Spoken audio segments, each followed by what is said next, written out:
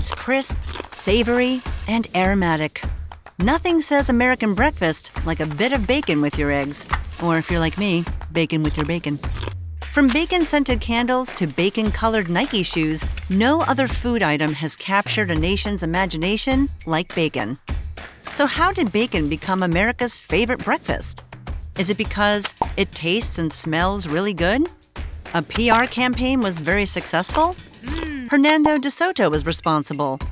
Or maybe it was the Protestant Reformation? Grab another coffee. There's a lot more on your plate than you thought.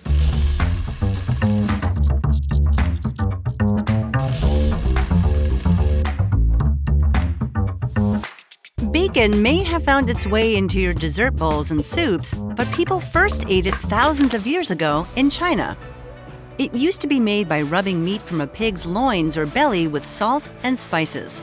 Then it was cured for a week, washed, left to dry, then smoked. Today's mass-produced bacon is cured with nitrate, water, salt, and sometimes sugar.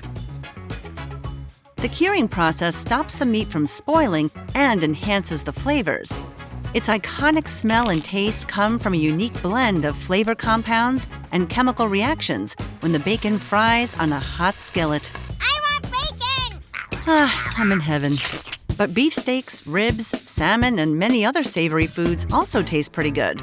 So bacon's popularity can't just be due to its taste. And how did bacon get on the breakfast menu? If you're imagining early Spanish explorers or British settlers crunching on crispy bacon snacks at the crack of dawn as they sailed toward the New World, let me stop you there. Spanish explorer Hernando de Soto brought the first pigs to North America in 1539. Live pigs were a lot more likely to survive the long journey than cured meat. As an exotic species and with limited stock on board, it's unlikely that these prize pigs were used to make bacon. Besides, breakfast was a novel concept at that time. If you were a European Catholic living in the 1500s, you probably never ate breakfast. Your church was telling you that it would make you lazy. Once the Protestant Reformation started, that opinion of breakfast changed. Hallelujah! The idea of morning sustenance was born. The early settlers who came to North America in 1630 brought Protestant Christianity and the idea of breakfast with them.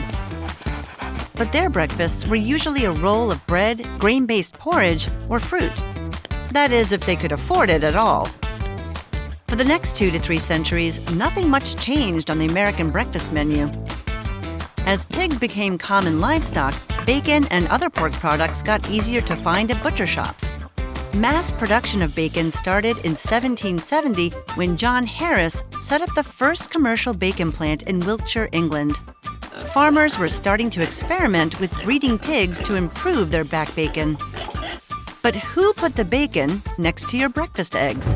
And no, it's not Kevin Bacon. Although if we go back 7 degrees, I'm sure he's linked somehow. You guessed right. Like so many things in the US, bacon and eggs is the result of one of the most successful PR stunts ever.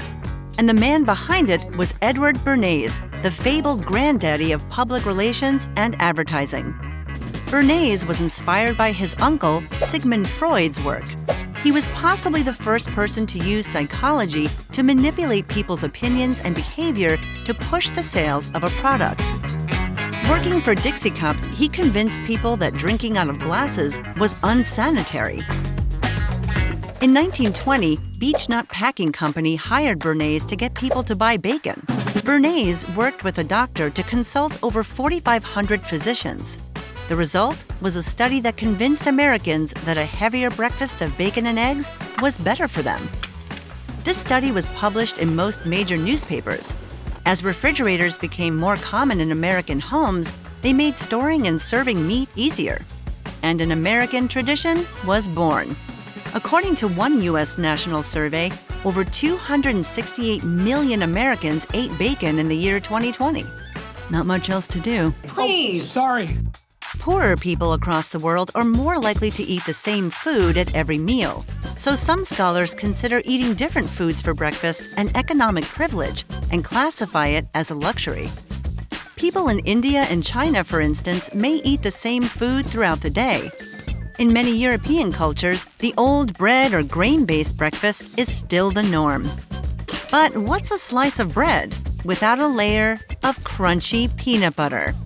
You'll never believe where that came from. Find out on another episode of Origins of Food.